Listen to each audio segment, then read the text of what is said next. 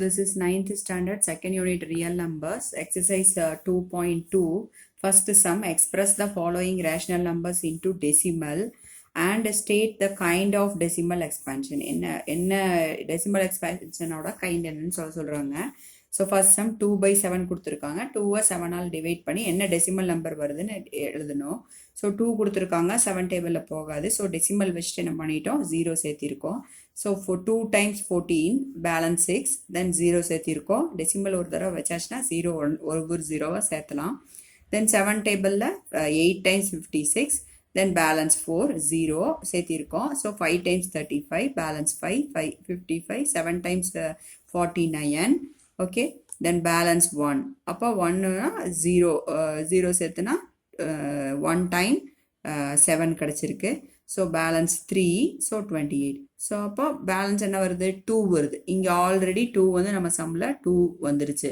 So திருப்பி என்ன போடுவோம், 2 வந்துச்சுன்னா 0 போட்டால் என்ன வந்துடும், 2 times 14 வந்துடும். ரிப்பீட் ஆகிட்டே இதே ப்ரொசீஜர் ரிப்பீட் ஆகிட்டே இருக்கும்.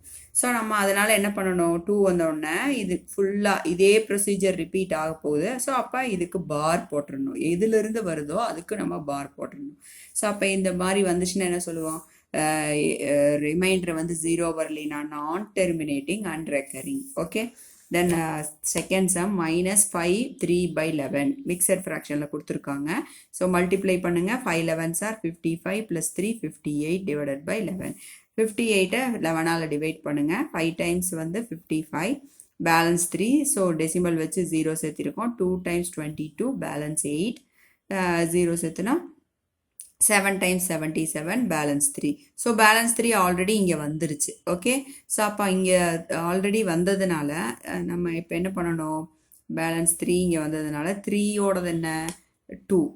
ஓகே, ஸோ நம்ம இங்கே 2 7 இங்கிருந்து ரிப்பீட் ஆகிட்டே போகுது. 2 7 2 7 2 7 ரிப்பீட் ஆகிட்டே போகுது.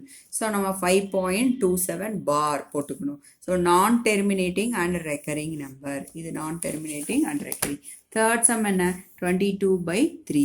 ஸோ 22 3ஆல் டிவைட் பண்ணுங்கள். 22 3ஆல் டிவைட் பண்ணுங்கள். 7 times 21 பேலன்ஸ் 1. ஸோ டெசிமல் வச்சா 0 சேர்த்திக்கலாம். 3 9. ஸோ அகெயின் 1 0 சேர்த்துனா 3 9 போயிட்டே இருக்கும் 1 1. ஸோ அப்போ 7.3 பார். ஓகே, ஸோ அப்போ இதுவும் என்ன, நான் terminating and recurring. Okay, non-terminating and recurring.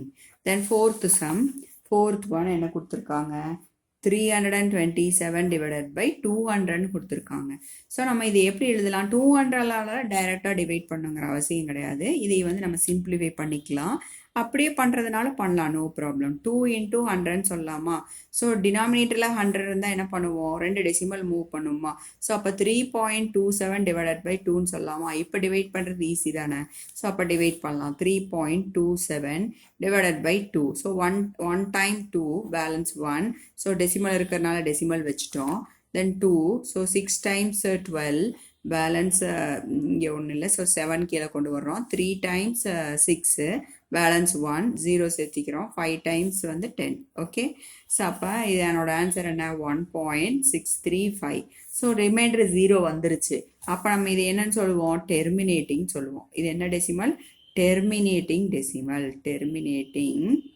Decimal. Okay, terminating decimal. That's all. Thank you.